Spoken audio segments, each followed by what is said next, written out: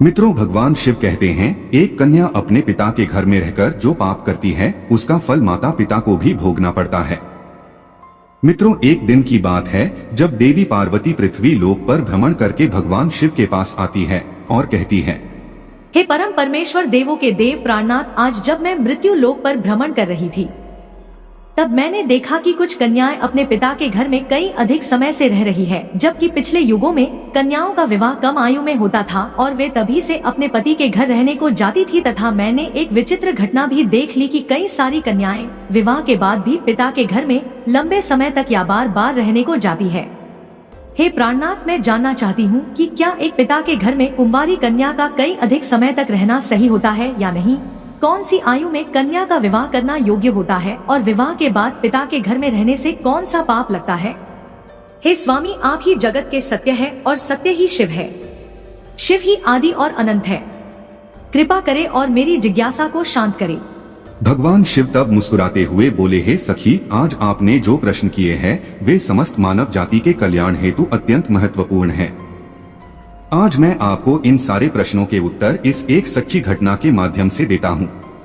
ये कथा मेरे प्रभु श्री कृष्ण के काल द्वापर युग की है।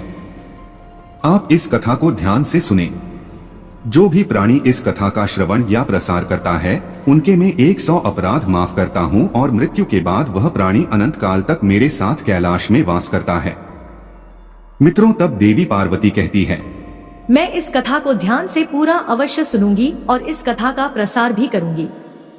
जो भी यह कथा सुनेगा वे सभी पति पत्नी मेरे आशीर्वाद से हमेशा सुखी जीवन व्यतीत करेंगे।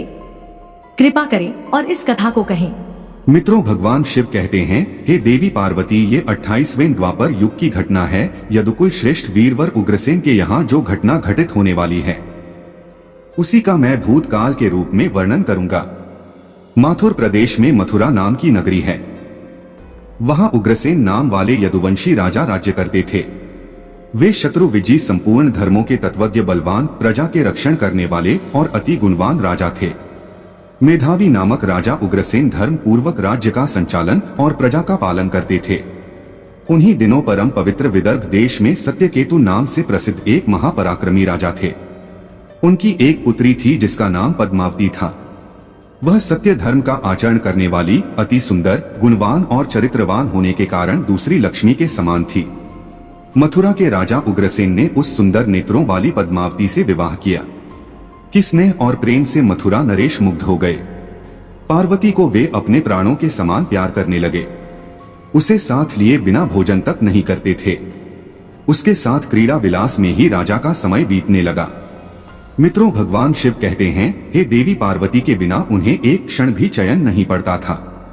इस प्रकार से आने वाले प्रतिदिन उन दोनों पति पत्नी में प्रेम बढ़ने लगा।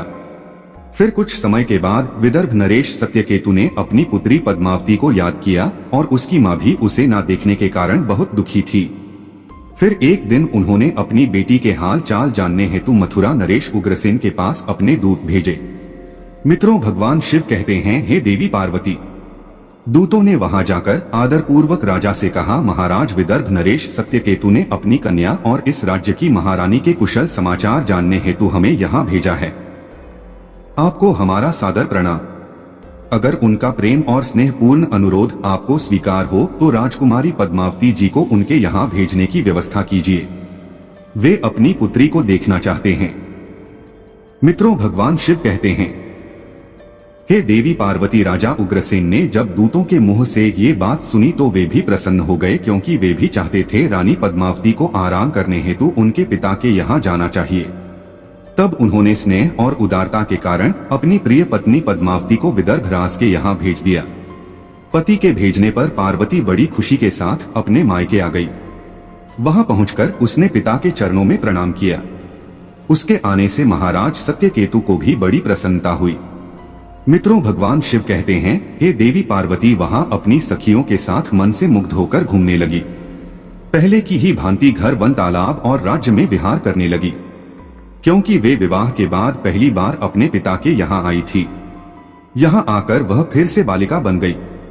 फिर कुछ दिन बीतने के बाद वह भूल गई कि उनका विवाह हो चुका है। उनके बर्ताव में अब लज्जा या संकोच का भाव नहीं रहा। मित्रों, भगवान शिव कहते हैं, हे देवी पार्वती, एक दिन की बात है। रानी पार्वती अपनी सखियों के साथ एक सुंदर पर्वत पर सैर करने के लिए गई। वहां एक रमणीय वन दिखाई दिया जो केलों के उद्यान से शोभा पा रहा था। उस पहाड़ पर भी फूलों की बहार थी। तब उस राजकुमारी ने देखा कि एक और ऐसा रमणीय पर्वत, दूसरी ओर सुंदर वन और बीच में स्वच्छ जल से भरा सर्वतोभद्र नामक तालाब है। एक छोटी बालिका की तरह वह उसकी सभी सखियों के साथ खेलने लगी। वे सभी इस संसार को भूल खेल कूद में मन से मग्न होकर पूरी तरह से डूब गई। फिर वे तालाब में उतर गई और हंसती गाती हुई जल क्रीड़ा करने लगी। मित्रों, भगवान शिव कहते हैं, हे देवी पार्वती, उसी समय कुबेर का सेवक गोभिल नाम का एक दैत्य दिव्य विमान पर बैठकर आकाश मार्ग से कहीं जा रहा था। तालाब के ऊपर आने पर उसकी दृष्टि मनमोहक सुंदर विदर्भ की राजकुमारी पार्वती पर पड़ी, जो निर्भय होकर स्नान कर रही थी। गोभिल के पास दैवीय शक्ति होने के कारण उसने निश्चित रूप से जान लिया कि यह विदर्भ नरेश की कन्या और महाराज उग्रसेन की प्यारी पत्नी है। तब वह मन ही मन कहने लगा, यह तो पतिव्रता होने के कारण आत्मबलत से ही सुरक्षित है। किसी भी पर पुरुषों के लिए इसे प्राप्त करना अत्यंत कठिन है। उग्रसेन अत्यंत महामूर्ख है जो उसने ऐसी सुंदरी पत्नी को मायके भेज दिया है। यह पतिव्रता नारी पराये पुरुष के लिए दुर्लभ है और इधर कामदेव मुझे अत्यंत पीड़ा दे रहा है। मैं किस प्रकार इसके निकट जाऊं और कैसे इसका उपभोग करूं? मित्रों, भगवान शिव कहते हैं, हे देवी पार्वती, उसकी सुंदरता पर मोहित दानव गहरी सोच में पड़ गया और फिर उसने अपने लिए एक उपाय निकाल लिया। मित्रों, गोभिल ने महाराज उग्रसेन का मायामय रूप धारण किया। वही अंग, वही उपांग, वैसे ही वस्त्र, उसी तरह का वेश और वही अवस्था पूर्ण रूप से उग्रसेन सा होकर वह पर्वत के शिखर पर उतरा और एक अशोक वृक्ष की छाया में शिला के ऊपर बैठकर उसने मधुर स्वर से संगीत सुरों को छेड़ दिया। वह गीत संपूर्ण विश्व को मोहित करने वाला था। ताललय और उत्तम स्वर से युक्त उस मधुर गीत को सखियों के मध्य में बैठी हुई सुंदरी पार्वती ने भी सुना। वह सोचने लगी, ऐसा मनमोहक कौन गायक यह गीत गा रहा है। राजकुमारी के मन में उसे देखने की तीव्र इच्छा हुई। उसने सखियों के साथ जाकर देखा कि अशोक की छाया में सुंदर प्रतापी बैठा हुआ कोई पुरुष गा रहा है। वह महाराज उग्रसेन के जैसा दिखाई पड़ता है। मित्रों, भगवान शिव कहते हैं, हे देवी पार्वती, वास्तव में तो वह राजा के वेश में नीच दानव गोभिल ही था। पार्वती विचार करने लगी कि मेरे धर्मपरायण स्वामी मथुराण रेश अपना राज्य छोड़कर इतनी दूर कब और कैसे चले आए। वह इस प्रकार सोच ही रही थी कि उस पापी ने स्वयं ही पुकारा है, प्रिय, आओ आओ देवी, तुम्हारे बिना मैं नहीं जी सकता। सुंदरी, तुमसे अलग रहकर मेरे लिए इस प्रिय जीवन को व्यतीत करना भी असंभव हो गया है। तुम्हारे स्नेह ने मुझे मोह लिया है, अतः मैं तुम्हें छोड़कर कहीं भी नहीं रह सकता। अपने पति रूपधारी दैत्य के ऐसा कहने पर पार्वती थोड़ी सी लज्जित होकर उसके सामने गई। वह पार्वती का हाथ पकड़कर उसे एकांत स्थान में ले गया और वहां अपनी इच्छा के अनुसार उसका उपभोग किया। मित्रों, भगवान शिव कहते हैं, हे देवी पार्वती, महाराज उग्रसेन के गुप्त अंग में कुछ खास निशानी थी जो उस पुरुष में नहीं दिखाई दी। इससे पार्वती के मन में उसके प्रति संदेह उत्पन्न हुआ। राजकुमारी ने अपने वस्त्र संभाल कर पहन लिए, किंतु उसके हृदय में इस घटना से बड़ा ही दुख हुआ। वह क्रोध में भरकर नीच दानव गोभिल से बोली, ओ नीच, जल्दी बता, तू कौन है? तेरा आकार दानव जैसा है, तू पापाचारी और निर्दयी है। ये कहते कहते आत्मगिलाने के कारण उसकी आंखें भर आई। वह श्राप देने को उद्यत होकर बोली, है दुरात्मा, तूने मेरे पति के रूप में आकर मेरे साथ छल किया और इस धर्म में शरीर को अपवित्र करके मेरे उत्तम पाति वृत्ति का नाश कर डाला है। अब यही तू मेरा भी प्रभाव देख ले, मैं तुझे अत्यंत कठोर श्राप दूंगी। उसकी बात सुनकर गोभिल ने कहा, पतिव्रता नारी भगवान श्री विष्णु तथा उत्तम ब्राह्मण के भय से तो समस्त राक्षस और दानव दूर भागते हैं।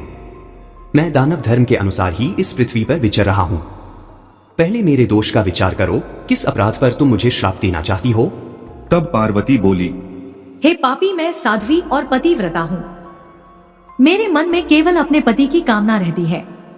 मैं सदा उन्हीं के लिए तपस्या किया करती हूँ। मैं अपने धर्म मार्ग पर स्थित थी, किंतु तूने माया रचकर मेरे धर्म के साथ ही मुझे भी नष्ट कर दिया। इसलिए हे दुष्ट नीच, तुझे भी मैं भस्म कर डालूंगी। तब गोभिल बोला, हे राजकुमारी, यदि तुम उचित समझो तो ये बात ध्यान से सुनो। मैं धर्म की ही बात कह रहा हूँ। जो स्त्री प्रतिदिन मन, वाणी और काम से अपने पति की सेवा करती है, पति के संतुष्ट रहने पर स्वयं भी संतोष का अनुभव करती है, पति क्रोधी होने पर भी उसे कभी नहीं छोड़ती, उसके दोषों और गुनाहों की ओर ध्यान नहीं देती, उसके मारने पर या भी प्रसन्न होती है और पति के सभी कामों में आगे रहती है, वही नारी पतिव्रता कही गई है। यदि स्त्री श्लोक में अपना कल्याण करना चाहती हो तो वह पथित, रोगी, अंगहीन, कोढ़ी, सब धर्मों से रहित तथा पापी पति का भी परित्याग न करे, जो पति को छोड़कर जाती और दूसरे कामों में मन लगाती है। वह संसार में सब धर्मों से बहिष्कृत व्याभिचारिणी समझी जाती है, जो पति की अनुपस्थिति में लालच में तरह तरह के व्यंजनों का स्वाद लेती हो तथा श्रृंगार करती है, उसे मनुष्य कुलटा कहते हैं। मित्रों, भगवान शिव कहते हैं, हे देवी पार्वती, गोभील आगे कहता है, मुझे वेद और शास्त्रों द्वारा और मेरे गुरु के द्वारा प्राप्त धर्म का ज्ञान है। गृहस्थ धर्म का परित्याग करके पति की सेवा छोड़कर यहाँ किस लिए आई हो? तुम इतना होने के बावजूद भी अपने ही मुंह से कहती हो मैं पतिव्रता हूं। कर्म से तो तुम्हें पातिव्रत्य का छोटा सा अंश भी नहीं दिखाई देता। तुम डर भय छोड़कर पर्वत और वन में मत वाली होकर घूमती फिरती हो, इसलिए पापिनी हो। मैंने ये महान दंड देकर तुम्हें सीधी राह पर लगाया है, अब कभी तुमसे ऐसी दृष्टता नहीं हो सकती। बताओ तो पति को छोड़कर किस लिए यहाँ आई हो? ये श्रृंगार, ये आभूषण तथा ये सुंदर वेशभूषा धारण करके क्यों खड़ी हो? हे पापिनी, बोलो ना, किस लिए और किसके लिए ये सब किया है? कहा है तुम्हारा पातिव्रत्य दिखाओ तो मेरे सामने व्याभिचारिणी स्त्रियों के समान बर्ताव करने वाली नारी, तुम इस समय अपने पति से 400 कोच दूर हो। कहा है तुमने पति को देवता मानने का भाव? दुष्टा कहीं कि तुम्हें लज्जा नहीं आती तुम्हें? तो क्या मुझे ही अपने बर्ताव पर घृणा होती है? तुम क्या मेरे सामने बोलती हो? कहा है तुम्हारी तपस्या का प्रभाव? कहा है तुम्हारा तेज और बल? आज ही मुझे अपना बलवीर और पराक्रम दिखाओ। तब पार्वती बोली, ओह नीचुर, सुन, पिता ने स्नेहवश मुझे पति के घर से बुलाया है, इसमें कहाँ पाप है? मैं काम, लोभ, मोह तथा डर के वश पति को छोड़कर नहीं आई हूँ। मैं यहाँ भी पति का चिंतन करती हुई ही रहती हूँ। तुमने भी छल से मेरे पति का रूप धारण करके ही मुझे धोखा दिया है। तब गोभील ने कहा, पार्वती, मेरी युक्ति युक्त बात सुनो। अंधे मनुष्यों को कुछ दिखाई नहीं देता। तुम धर्म रूपी नेत्र से हीन हो, फिर कैसे मुझे यहाँ पहचान पाती? तुम्हें जात था कि तुम्हारे पति इतनी दूर कभी नहीं आ सकते थे, फिर भी तुमने मेरे साथ संबंध बनाए। जिस समय तुम्हारे मन में पिता के घर आने का भाव उदय हुआ, उसी समय तुम पति की भावना छोड़कर उनके ध्यान से मुक्त हो गई थी। पति का निरंतर चिंतन ही नारियों के धर्म है। जब वही नष्ट हो गया है, क्यों स्वयं को पतिव्रता कहती हो? मित्रों, भगवान शिव कहते हैं, हे देवी पार्वती, गोभील कहता है, जब तुम्हारे हृदय की आंख ही फूट गई, तब ज्ञान नेत्र से हीन होने पर तुम मुझे कैसे पहचानती? गोभी की बात सुनकर राजकुमारी पार्वती जमीन पर बैठ गई। उसके हृदय में बड़ा दुख हो रहा था। गोभील ने फिर कहा, हे पार्वती, मैंने तुम्हारे उधर में जो अपने वीर की स्थापना की है, उससे तीनों लोगों को त्रास पहुंचाने वाला पुत्र उत्पन्न होगा। मित्रों, भगवान शिव कहते हैं, हे देवी पार्वती, ऐसा कहकर वह दानव वहां से चला गया। गोभीले ज्ञानी दानव तो था, किंतु वह बड़ा ही दुराचारी और पापात्मा था। उसके चले जाने पर पार्वती अत्यंत दुखी होकर रोने लगी। रोने की आवाज सुनकर सखियां उसके पास दौड़ी आई और पूछने लगी, राजकुमारी, आप रोती क्यों हो? मथुरान रेश महाराज उग्रसेन कहाँ चले गए? पार्वती ने अत्यंत दुहक से रोते रोते अपने छल्ले जाने की सारी बात बता दी। फिर सभी सहेलियां उसे पिता के घर ले गई। उस समय वह शोक से कतराती हुई थर थर कांप रही थी। सखियों ने पार्वती की माता के सामने सारी घटना सुना दी। उसे सुनते ही महारानी अपने पति के महल में गई और उनसे कन्या का सारा वृतांत उन्होंने कह सुनाया। उसे सुनकर महाराज सत्यकेतु को भी बड़ा दुख हुआ। उन्होंने सवारी और वस्त्र आदि देकर कुछ लोगों के साथ पुत्री को वापस मथुरा में उसके पति के घर भेज दिया। धर्मात्मा राजा उग्रसेन पार्वती को आई देख बहुत प्रसन्न हुए। वे रानी से बार बार कहने लगे, हे प्रिय, मैं तुम्हारे बिना जीवन व्यतीत नहीं कर सकता था। अच्छा हुआ तुम शीघ्र ही लौट आई। हे पार्वती, तुम अपने गुण, शील, भक्ति, सत्य और पातिव्रत्य आदि सद्गुणों से मुझे अत्यंत प्रिय लगती हो। अपनी प्रिय पत्नी पार्वती से ऐसा कहकर महाराज उग्रसेन उसके साथ विहार करने लगे।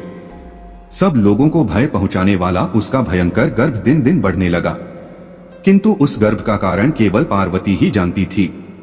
अपने उदर में बढ़ते हुए उस गर्भ के विषय में पार्वती को दिन रात चिंता बनी रहती थी।